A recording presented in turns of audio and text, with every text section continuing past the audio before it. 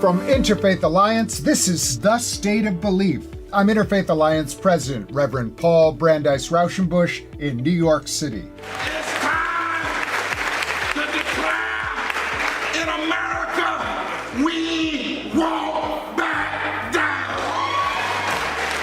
And we don't have to use violence. We don't have to use lies. We don't have to use meanness. And we don't have to be an insurrection. All we got to do is be a resurrection of God bless you. The Reverend Dr. William Barber II is a leading prophetic voice for social and economic justice in this country. A powerful public speaker, legendary organizer, teacher, and author, he's a very sought-after interview guest, and I am thrilled we will be talking to him on this week's show about his work and his insights for what is needed from American public religion at such a time as this. With this week's episode, we start a new era for State of Belief. We're partnering with Religion News Service, the leading religion journalism organization in the country, for distribution and expansion of the show. We hope the important conversations we produce each week will reach new audiences and contribute even more to the search for strategies and solutions to the very real challenges facing our nation. Please be sure to subscribe to the new and improved podcast called The State of Belief at Apple Podcasts or your favorite podcast platform, or at stateofbelief.com/new podcast. We have so much planned for the weeks and months ahead. I don't want you to miss out. Subscribe to The State of Belief today. State of Belief is made possible in great part by the generous support of our listeners. If you've made a donation, thank you for helping get these conversations heard by more people who need them. If you haven't pitched in yet, today is the day. So please do, and information on how you can help keep this show going is available at stateofbelief.com. And you can find out more about the work of Interfaith Alliance and join us at interfaithalliance.org. Now, before I introduce my first guest, I'm afraid I need to share some very sad news. On Wednesday, June 7th, the longtime original host of State of Belief, Interfaith Alliance President Emeritus, Reverend Dr. C. Welton Gaddy, passed away at the age of 81. Welton started this program in 2006 and hosted his last episode on May 21st, 2022. That wasn't the plan. He had hoped to be back. Welton loved State of Belief. He loved the conversations he conducted for it. He loved hearing from listeners, and he didn't feel ready to step down. But with his beloved wife, Judy, facing serious health challenges, Welton set everything else aside to become her full-time caregiver, hoping things would get better, but they didn't. Welton himself was struck down by poor health earlier this year, and the recent months have been very difficult. Supported by his beloved faith community at Northminster Baptist Church in Monroe, Louisiana, a congregation he flew home to pastor most weekends, even as he served out his 17-year tenure at the helm of Interfaith Alliance in Washington, D.C. There's little we do around here that hasn't been influenced by the example and inspiration of Welton Gaddy, and that holds true across a wide swath of the interfaith landscape. He will be deeply missed. And now, to my guest. The Reverend Dr. William Barber II is a leading voice for faith-based social and economic justice. Many Americans first got to know him as leader of the inspiring Moral Mondays movement in North Carolina. Today, he's president of Repairers of the Breach and co-chair of the Poor People's Campaign, a national call for moral revival. He's also a pastor and founding director of the Center for Public Theology and Public Policy at Yale Divinity School, where he's also a professor. Bishop Barber is the author of 4 books, most recently, We Are Called to Be a Movement. What a list. Good morning. I think that people who have seen you on the national stage do not understand how the pastoral and the one, basically loving people as a religious figure, as a follower of Jesus, how that informs why you do all the work that you do. I don't want to put words in your mouth, but it feels to me really important that you have this pastoral grounding. Can you talk a little bit about that and how it's connected to the prophetic? Well, I think about that in a number of different ways. Pastors, if you look at it from a biblical perspective, are called to take care of the sheep as under-shepherds for Jesus, who is the shepherd. But when you care for sheep, you have to care for them in all of their ways. You have to care when they cry, when they're fearful, when they are hunted and hounded by forces around them. You have to try to, if you will, lead them into green pastures, and besides still waters, you got to walk with them through the valleys and the shadows of death.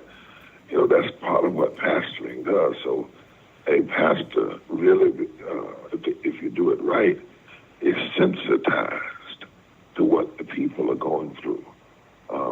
When Ezekiel, who was a prophet pastor, if you will, the first thing the Lord told him to do before he could go out and challenge the injustices of society, over in Ezekiel 22, he said he challenges and says that the politicians had become like wolves. But what was worse was that there were a group of priests, i.e. pastors, who had chosen the side of the powerful and the wolves rather than caring about the people. And because of that, the whole society was out of whack. Because of that, there was injustice and extortion. And then he says later on, God says, I look for someone who would stand in the gap. But before all of that, God told Ezekiel, lay down among the people for 7 days. And the imagery there is that you get your authority to speak against the injustices of the world will come out of your positioning with the people. It reminds me, the history of my own great-grandfather, Walter Rauschenbusch, who was a pastor first. And he was pastoring people in Hell's Kitchen, and it changed the way he viewed the Bible. It changed everything for him because his congregation was being crushed by industrialism and capitalism. And all of a sudden he went back to the Bible and said, oh, all the stuff I didn't see, as you so perfectly put it, laid down with the people and stayed there and saw with new eyes. I mean, I just think that... Well, as my father used to say to me, is that there are some, who else was a pastor, there are some sermons that you don't even see until you are in the position with the people. There's a pastoral discernment. And if you look at the life of Jesus, he came and dwelt among them. When you look at the movement of justice in this country, you look at, for instance, Garrison, who was not only who was an abolitionist, but also was a pastor. Or you look at Charles Sweeney, who led the Second Great Awakening, who went in his revival said, you have to give your life to Jesus and be against slavery. Grew out of him being a pastor. Martin King was a pastor. Walter Rauschenbusch, as you said, was a pastor. And so for me, being a pastor for all of these years, I wrote something one time that to be a pastor on the one hand, but then not be concerned about the public policy injustices that are occurring and happening to the people is to engage in pastoral malpractice. My doctoral degree was in pastoral care and public policy. And so as a pastor these years, for me, people not having health care and dying because they're not having health care is not eerie. It is actually a practice. I have had to bury those people. Yes. As well as other pastors. People struggling because they don't have a living wage. Right. And all of the trauma that it creates inside the family. I've had to pastor people and see that. People being shot, wrongly by the police or dying from what now we know is the fourth leading cause of death today, which is poverty, higher than homicide. Oh, my God. When we stand and speak, it comes out of that experience. Yes. And I think it gives an added credibility. I'm not suggesting other folks don't have it, but there is a place from which, when you are a pastor, a priest, and prophet, and called to operate in those realms, you see the world and the people at a different level, which is one of the reasons why I'm so deeply concerned. Right. I see so-called people calling themselves evangelical, and they claim to be pastors, but they're so isolated from the people somehow or another that they just ignore the injustices and even ignore, lastly, what Jesus said should be the ultimate philosophy of someone claiming to speak in his name or to be a pastor. Is the Spirit of the Lord is upon me to preach good news to the poor. You know, that was his opening ministry statement. And at the end, his closing statement was, you're going to be judged. The nations will be judged by how you treat the least of these. Mm-hmm. Somehow, I don't. It's troubling. Yeah. Jesus could open that way and end that way. More than 2,000 scriptures in the Bible speak to how we treat the least of these, the poor, those are the margins. And yet recently, a couple of years ago, the Pew Foundation did a study, and poverty did not even register in what was being preached by pastors in the American pulpit. I mean, it is... I think it's pastoral malfeasance is an excellent word for it. Let me be among the many who are taking this moment to congratulate you on your ministry. I know that is a road that is hard, gratifying, beautiful, and terribly it just filled with emotion, because you are living with the emotion of your people, of your congregation. So congratulations on all those years of ministry. You come to this with a prophetic vision and a pastoral care. Where did you get that? Where would you say, if you went, looked back on your life and said, when was the first time I kind of began to see this with the eyes that I have that are continue to guide me today? Can you just bring us back a little bit into the formation of Bishop Barber? Well, I was born on August 30th, 1963, 2 days after the March on Washington. My father was scheduled to be in Washington, D.C., but did not go because the doctors said that my mother would deliver, and she did, in fact, go into labor on the 27th, and then they stopped. The labor pains kind of stopped. Now, the running joke in my family was that I said, let's see how this March on Washington goes before I come into the world. On the 28th. And, after I was born, 15 days later, racists were blowing up babies in Sunday school. When the Birmingham, the bombing at the 16th Street Baptist Church. And later I would learn that my father, who was a pastor, my mother, wrestled deeply with that. In other words, what should be his role? I was just a child when they made a decision as a baby to come back to the South as a pastor. He was called and asked would he come back and help desegregate schools, because even though it was 63 and the Brown decision had happened in 54, schools in the South were still segregated. And my father made a pastoral decision to do that, to come back.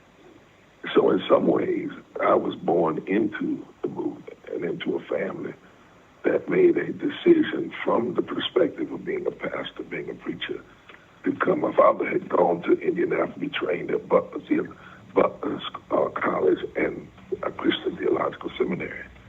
And later on, I would read his final paper that he wrote in seminary, where he talked about how he had to make these decisions of where he would use his based on the calling and not just on I grew up in my home was where people would come, people in the community that were fighting for labor rights and standing against police brutality and dealing with trying to desegregate the school. So as a kid, I was around that all the time. And I saw in my father that you could not separate Jesus from justice, Jesus from having a deep concern for what was not just happening 700 miles from you or 70 miles from you, but what was happening right in your immediate area. You know, my father did most of his ministry in eastern North Carolina. It's not a media area. It's not somewhere where the cameras were there. So I learned, too, that this work, you should be doing it, not because you get notoriety, but because you have a sense of calling and a sense of anointing to do this work. I think, so for my father is one of the first place. The second place is when I went to seminary.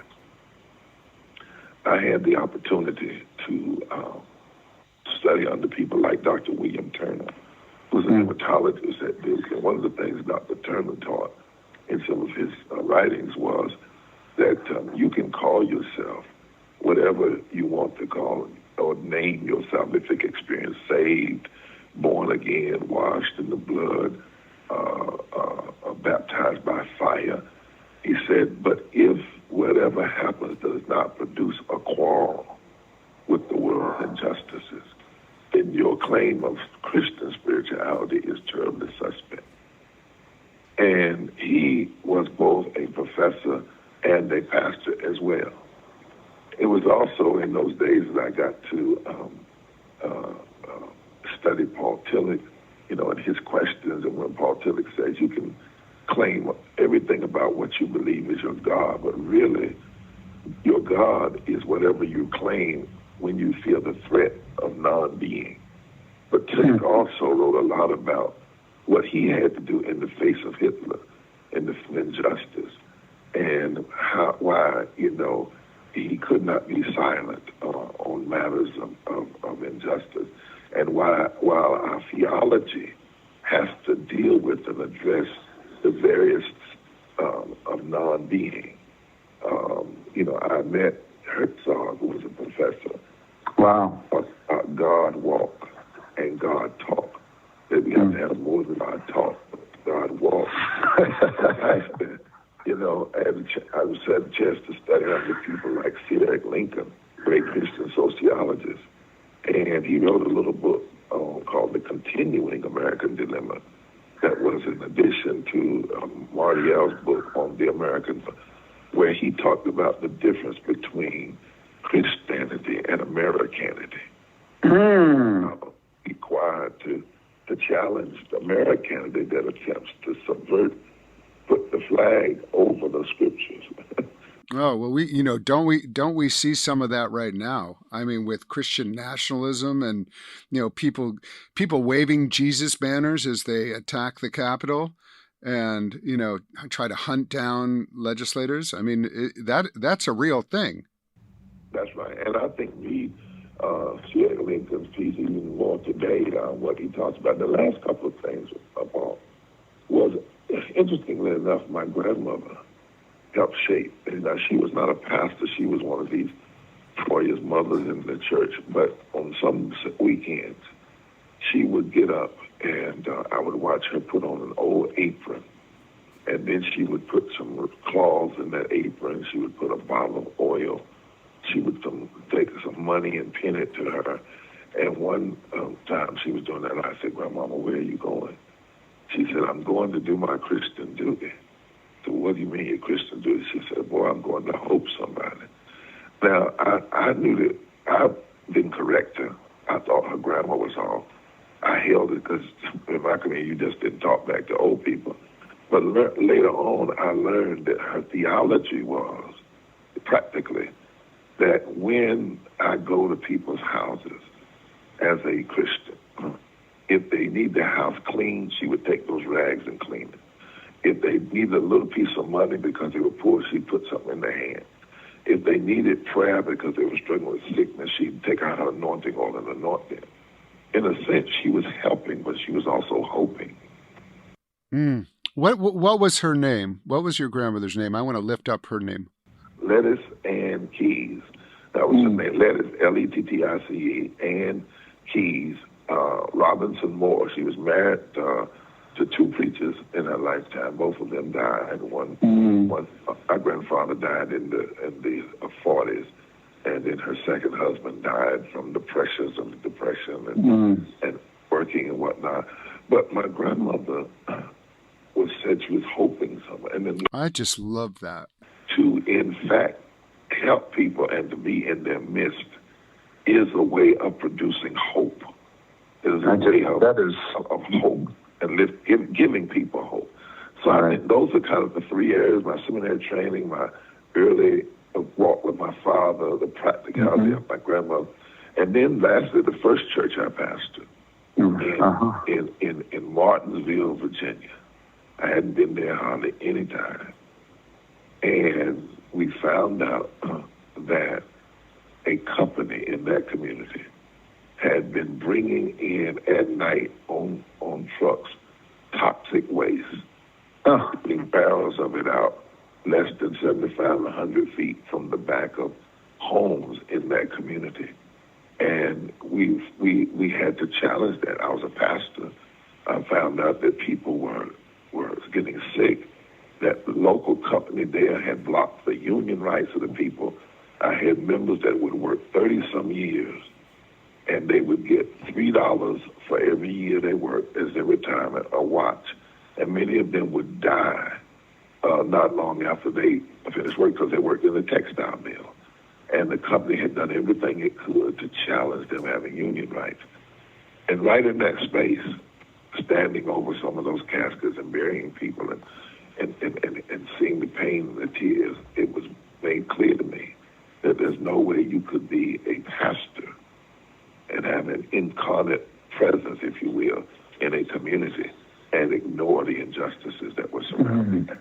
My grandmother was a theologian. Before I ever came to seminary. I'm so glad we can lift her up today. Can you give me a sense right now where you stand and all the work that you do? Where are we going as a country? Where do you see the movement or the movements that are afoot, both for good and for, I'll use the word, evil? Yeah. I think we're in a great tension right now. I'm worried about the country, and it's one of the reasons why I'm trying to commit myself with many others to this work of what we call bringing into existence a third Reconstruction. And, in this country, the first Reconstruction post-slavery was led in middle sense by preached moral figures who said we have to do more than just set people free and end the war of the Civil War. We have to engage in active transformation of the country. We have to reshape our constitutional focuses, particularly in state houses. We have to address the vestiges of slavery and racism in policy ways. And so you had, those who had been the abolitionists became the Reconstructionists. Now, we also know that Reconstruction that said we're going to provide education for people and voting rights and basic wages was attacked viciously by those who claimed that they were here to redeem the country and make it great again and turn it back to its rightful place of being under white control. And so the first Reconstruction was torn apart by violence and political manipulation.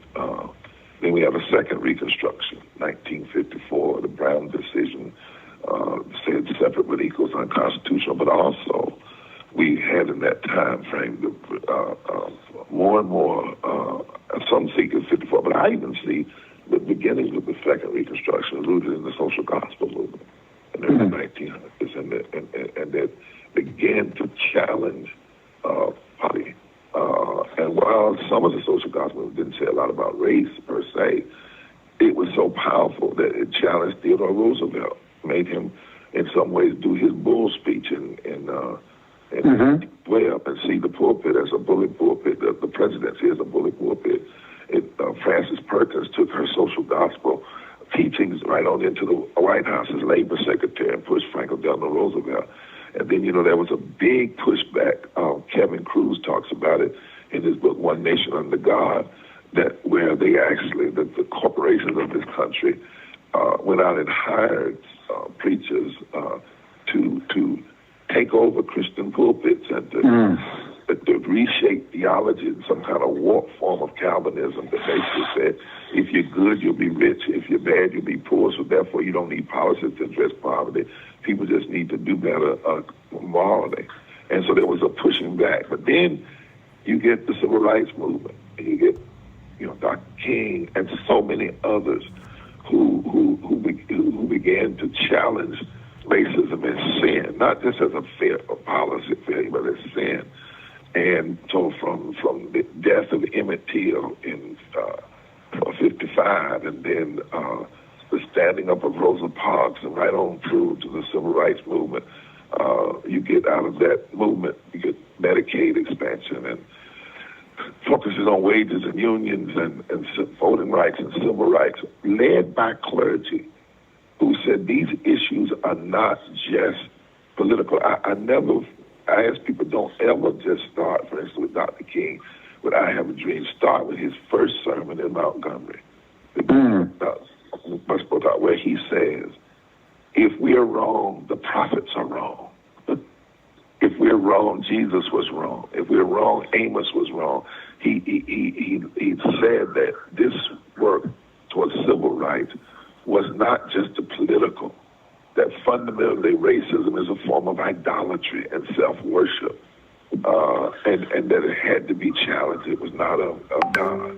And then in his last sermon, he says the night before he was shot, it's all right to talk about long robes and honey and the streets paved with gold over yonder, but people need some clothes and some housing in the slums down here. And nothing would be more tragic than for us to turn back now. And so we have these two reconstructions. I think right now we're in the middle of a third reconstruction. On the one hand, you have an aggressive, mean-spirited, if you will, push backwards.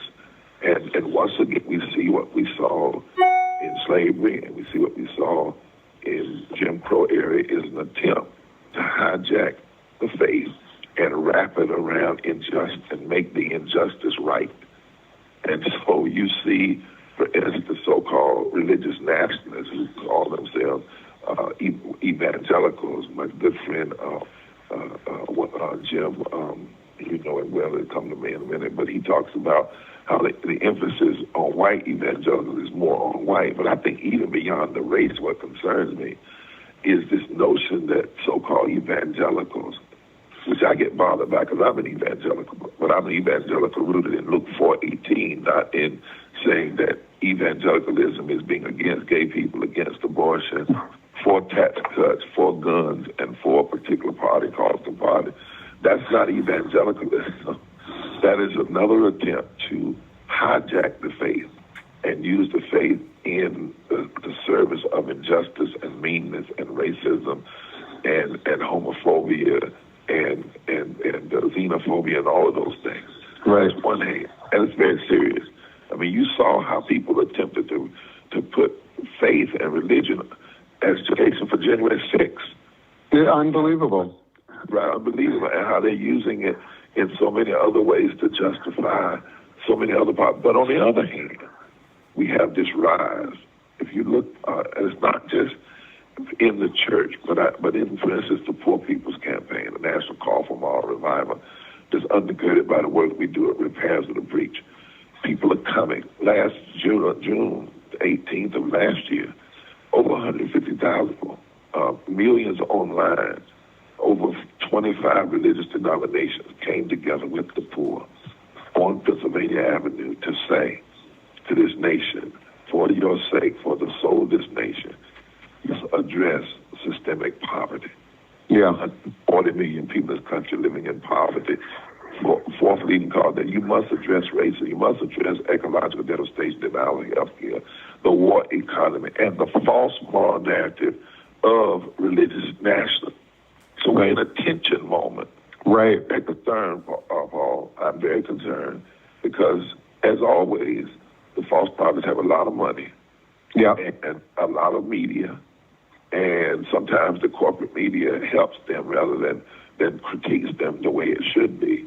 But as I move across this country and I see people from the hills of West Virginia to the delta of Mississippi to California, to the Carolinas, to Kentucky and Kansas farmers and all over, there is something rising. There's a stirring in the valley of dry bones, if you will. There's a kind of resurrection of the spirit of justice and love and Jesus and wanting to say we will not give up on the soul. Yeah. But I think that, part of what you named, in addition to all of the hopefulness, is that we are up against a very well-funded, coordinated, and intentional effort to wrest religion, take away religion from the people and use it as a force for nationalism, for violence, for greed. I mean, people are really. I think you named. We are at one of those moments where America is going to make a decision, or a decision will be made for us. Coming up next, more with the Reverend Dr. William Barber II. If you miss any part of today's program, you can hear full episodes of State of Belief anytime on our website. And please make sure you subscribe to the Next Generation podcast. So please go to stateofbelief.com/new podcast. You're listening to State of Belief, where religion and democracy meet.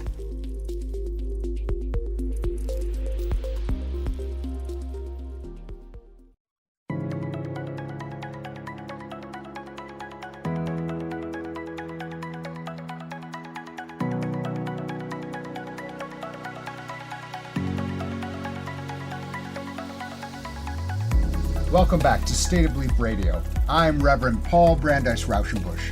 My guest is the Reverend Dr. William Barber II of the Poor People's Campaign. I'm going to take a moment right now to make sure that everybody does know about the Poor People's Campaign and the Repairers of the Breach. These are both incredible organizations and movements that our listeners can get involved with, and I encourage everyone to do so, because we need to show up for one another. And I'm going to just say something that I don't think everybody fully understands. This is a movement made up of all kinds of people from different religious backgrounds, from different races, from different genders and sexual orientation. I so appreciate that. This is one of the things that is so remarkable about you, Bishop Barber, is that you are not willing to throw some people under the bus for the benefit, for an immediate, maybe perceived benefit. And I just think that you show us what organizing can be, but also organizing with integrity and with a sense of love for people. And I just want to say thank you for that. I would be remiss if I didn't ask you how you're understanding the election and the ways that people of good faith and goodwill should be showing up, not only for who we select as our representatives, but also just how we show up to support people who need support in the election process. And I know that you and Reverend Liz have both been involved with that. So can you talk a little bit about how you're understanding this election season we're about to go into, and hopefully give us a good word, because there's a lot of grimness out there. And there always has been. I think I would just take 1 second and say, the redemption movement, for instance, in the 1800s was highly funded. And when Frederick Douglass one time said, "Because I love the Christianity of Jesus, I must hate the religion of the slave master," he knew that was highly funded. And when the Dred Scott decision came down that said a black man had no rights white people ever had to pay attention to, but Frederick Douglass, a person of faith, a month later said, as monstrous as this decision is, he said, "I must tell you that every attempt to allow the abolition movement has only served to intensify our agitation." And so at every point, when those 4 little girls were killed in Birmingham, Dr. King did one of their funerals and talked about it. It's hard. Sometimes life is hard as steel. But they speak to us from the grave, and they tell us it wasn't just a bomber that killed them, but it was that everybody, black or white, who stood on the sideline and did not speak out and did not challenge, also killed them. And so it's our time to stand up and to be counted among those who care for love and justice and righteousness. And so you're very right that, Kevin Cruz talks about the amount of money that was put in the religious effort in the 1940s to stop, if you will, the social gospel movement, to stop. So that we faced, part of what I want to say, Paul, to folks, is that we faced a lot of this before. And so what I'm saying to people of faith, it's time to be people of faith. Our faith was born for this. Faith is born for standing up in the tough times. And there's always a need for a prophetic movement. There's, one of my professors taught me the prophets in the Bible always rose when the priests weren't doing their job. And many of the prophets were priests, but they stood up in times of crisis. And this is a time we must stand up. I think, for instance, if America does address this issue of systemic racism and poverty and all of the death and the violence to poverty, what we saw in January 6th could be tiddlywinks, because imagine 140 million people just losing hope, or 50 million of folks just losing hope and just saying, this country doesn't care. And 2 years ago, we had a vote in the Congress on living wages. 49 Republicans and 2 Democrats said no to 50 million people getting a living wage, even though the minimum wage had not been increased since 2009. That's for 13 years now, for 14 years. We also saw voting rights being brought for, and 49 Republicans and 2 Democrats said to restoring the Voting Rights Act in a democracy. Mm-hmm. But these are very troubling times. But we have to look at the fact always there's this call to stand up. And here's some things we need to know about the election. First of all, when we look at American democracy right now, much of what we see happening is not because people are winning, but because they're cheating through redistricting, through voter suppression. That many of even when we look at something like the election of Trump, we're talking about 80,000 votes in 3 states that basically put him in office. Secondly, we are in a moment where poor and low-wealth people now represent 30% of the electorate, plus 30% of the electorate. And in battleground states where the margin of victory is between 3 and 6%, over 40% of the electorate. Thirdly, we know that there's not a state in this country if 25% of poor and low-wealth people would be organized around an agenda to address systemic racism and pay a living wage and guarantee people health care and address the enormous ungodly sums of money we still put into the war economy, that 25% could fundamentally shift every election. In fact, we have data now that shows that in North Carolina it's 19%. 19% of poor and low-wealth voters who are already registered, who have not voted, who just said, I don't care anymore because they don't see change, and they don't have politicians coming and visiting them and talking about poverty and these issues. If they were to say, whether they talk or not, we're going to stand up and participate, 19% of those who didn't vote would overcome any margin of victory in the last 2 elections. In Georgia, it's 7%. Florida is 4%. Michigan is 1%. What you're talking about here is these are communities who do not feel like politicians are paying attention to them. So they're sitting it out. But the potential here, if politicians were to take their concerns seriously, it could transform the election. And so what we have to build is a movement, because movements change everything. And in normal electoral politics, but then when you have a movement, and we have to remember, for instance, take the Edmonds Pettus Bridge and the movement that grew out of the church in 1965. It wasn't an election year. Everybody who had been elected then had already said where they stood on the issue of voting rights, even Lyndon Baines Johnson, a fumigation. But the movement changed the atmosphere and the political atmosphere up in the country. And they got passed in a non-election year what the politicians had already said they weren't going to do. What I'm saying is people of faith who understand, faith of the mustard seed, and who understand that there are these realities in the Bible. The dry bones analysis. What Psalms 118 says, the stones that the builders rejected have now become the chief cornerstone. Well, we're in that moment. The poor and low wealth people and their allies, religious and otherwise, make up a powerful rejected stone that can now be the chief cornerstone in the building of a new society. Many of the people who don't vote, I've gone all this country, we've done studies, empirical data. The first reason is not voter suppression. It is nobody talks to us. Whether it's in Harlan, Kentucky, when I spent time with people, or whether it's in El Paso, Texas, or in Ohio, the number one reason poor and low-wealth persons of any race and creed and color who don't vote, is because they say nobody cares about it. I've gone in community, a politician hasn't visited us, Democrat or Republican, in 30 years. I was at Virginia meeting with women who every Tuesday sell tacos so they can get enough money in their community fund to help one another during their menstrual cycles afford the feminine things that they need. These women, some of them had sat out. They said, nobody cares about us. We're going in those communities and saying, but wait a minute. What if the issue is not so much not whether they care about you, but that you have the power to reshape, to be the call of a new reality? What if you have the power to be like the Valley of Dry Bones? What if you have the power to bring a political Pentecost into reality? What if it's not about Democrat, Republican, but about our faith, about who we are as people, and people are beginning to see that. And I just left a tour with Bernie Sanders.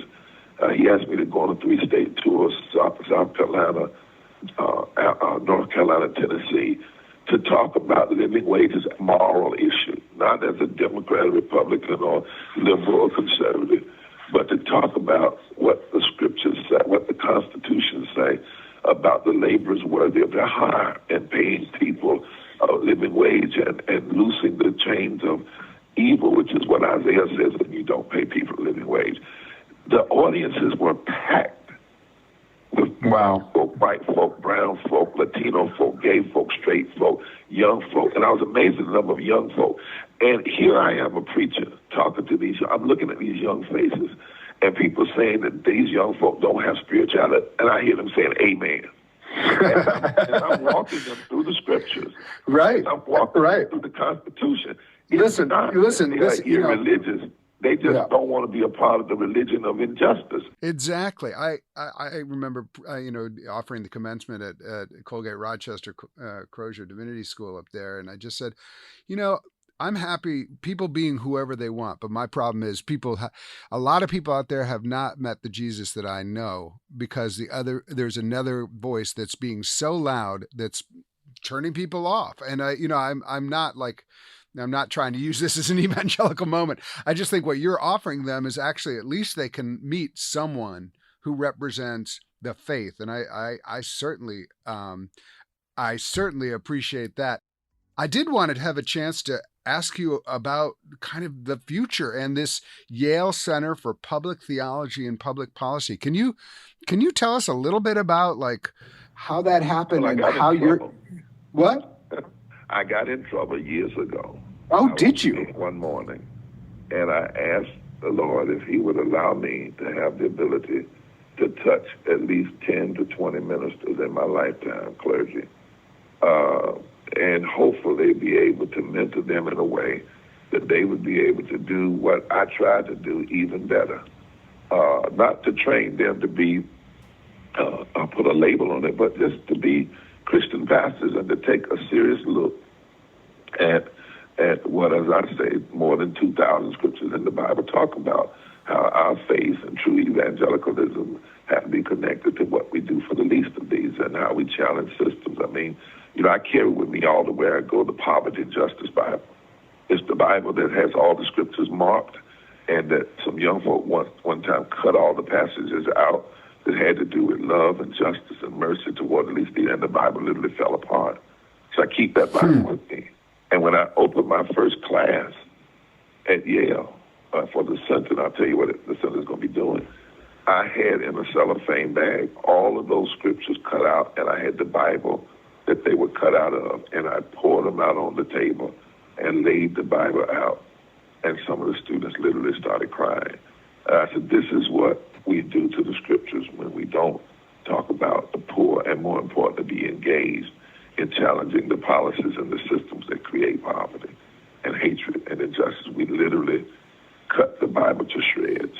And Oh, my God. And so, but what was amazing to me in this center is it's almost as though the Lord said, okay, since you want to help train, I'm going to open it up, not for you to be able to train maybe 10 or 20, but maybe 200 to 1,000 over a period of time. And so I'm leaving the pastorate to be at the Center for Public Policy and Public Theology. I went there and Yale invited us to come. And you know, there's history that Howard Thurman was at Howard University. Niebuhr was at Yale. And years ago in the 40s, they came together to develop a religious institute with the intentionality of raising up the clergy that would challenge Jim Crow through the lens of the radical and militant love of theology of Jesus Christ. Two of their students early on was Martin King and James Lofton. Wow. And a lot of people don't even know that history. And so this center, the Yale Center for Public Policy and Public Theology, sometimes they call it the Barber Center, is designed to take what I've tried to learn and study all these years and to put it in a center for training seminarians, undergraduate students, to put together economists, theologians, biblicists, sociologists, public health leaders in the same room to examine policy, to look at policy, to create policy.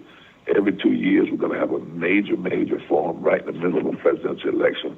What should really be the moral issues that should be a part of the presidential and the dialogue about who we are electing to the various offices. We have a summer program to engage students through repairs of the breach with practical placement where there are pastors actually engaged not only in pulpit ministry but in prophetic social justice ministry in the community. This center, the goal is that eventually we'll develop into a full institute. We will offer courses. We will offer policy analysis. And as I said, undergraduates and graduate students, because what was interesting to me, Paul, is we got on campus. The undergraduate students called and said, we want to talk to you.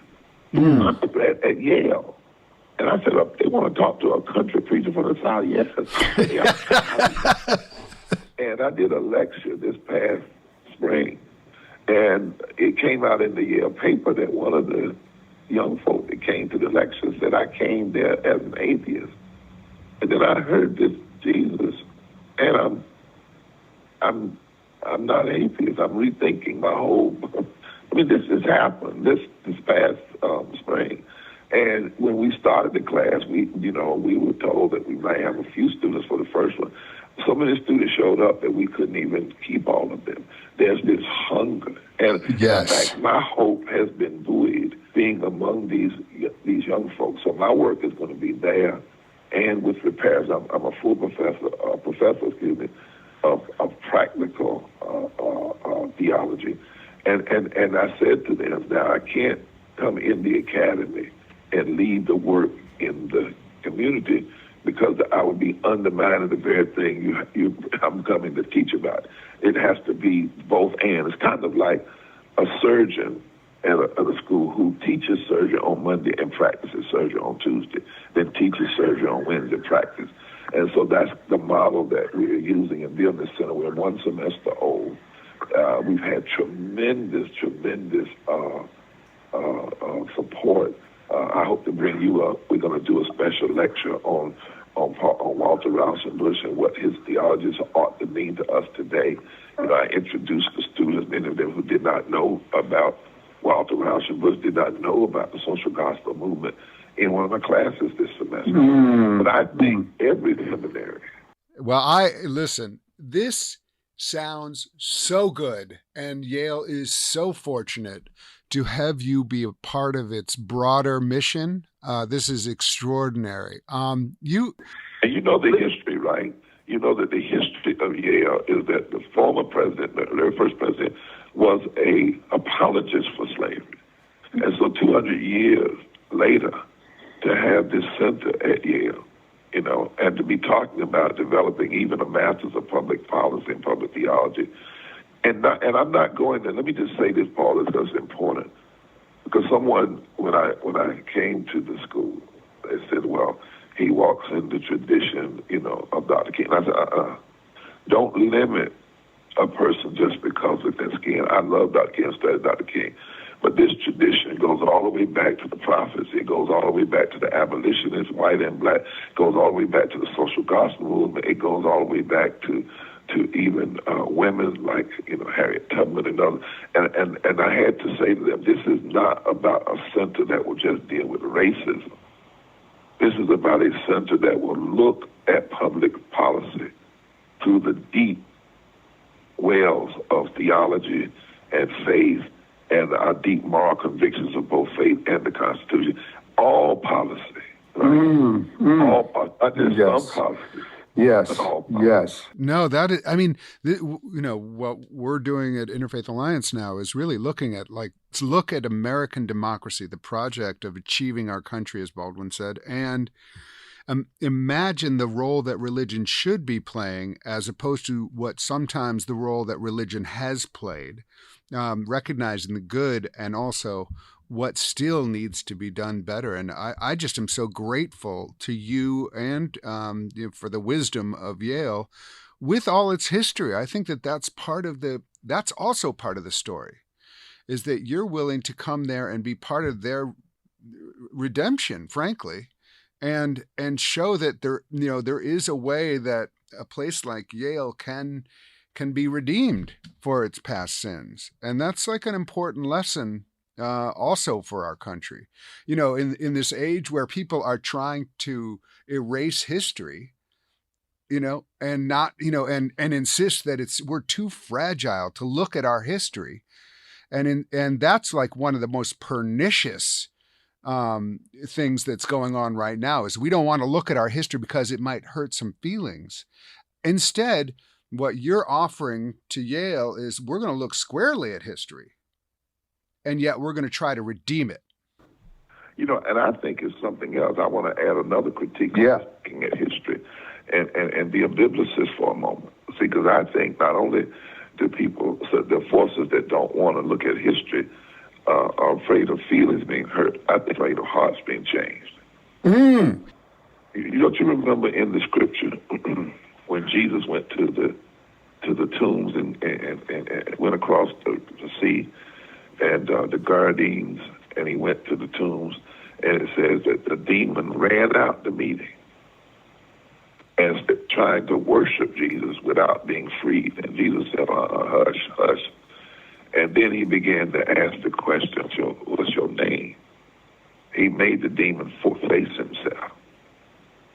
And he says, legions. And then Jesus was able to cast that demon out. Then the man was freed.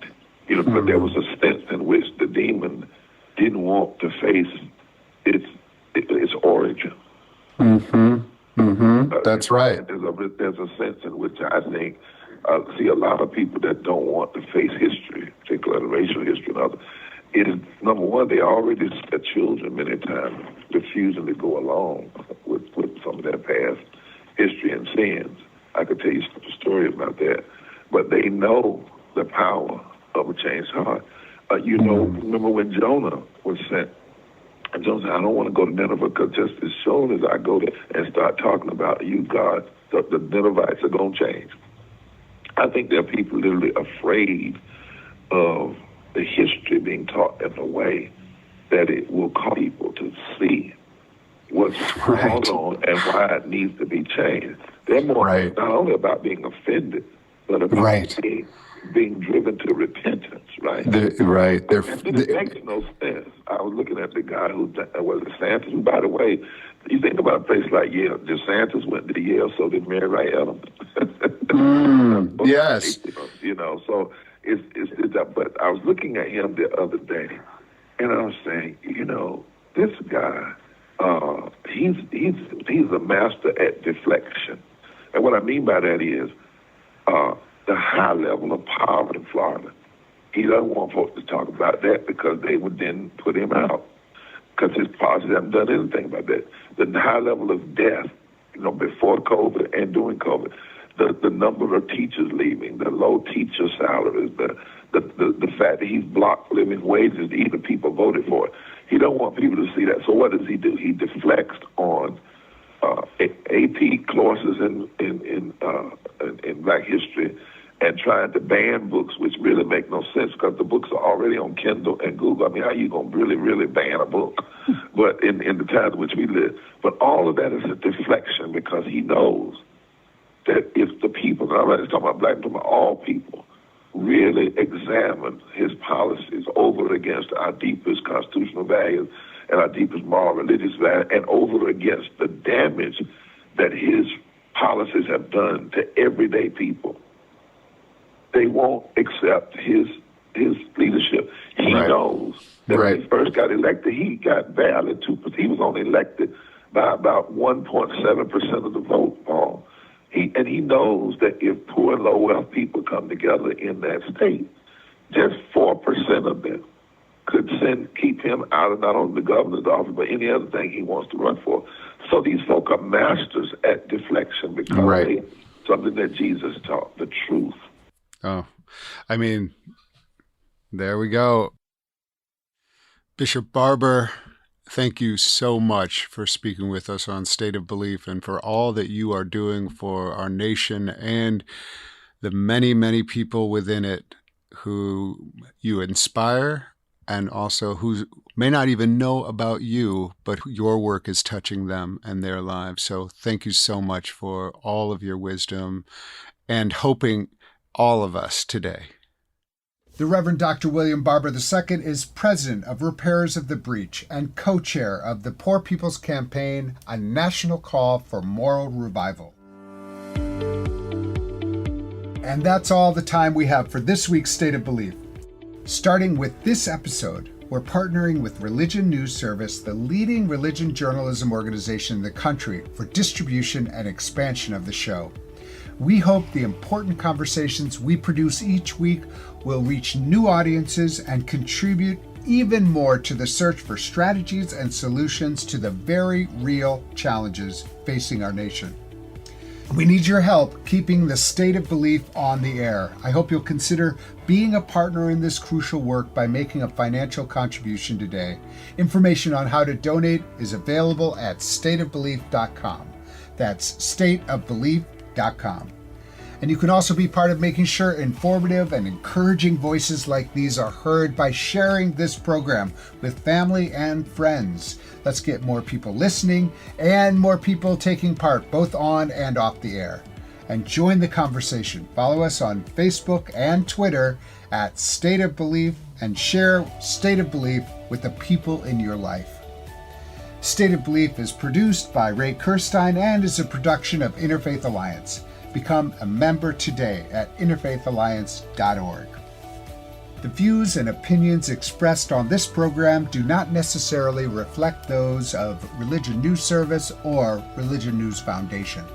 Now be sure to join us next week with June LGBTQI plus Pride Month well underway. We'll hear from an all-star group of faith and other leaders committed to taking part in the Faith for Pride campaign. I can't wait.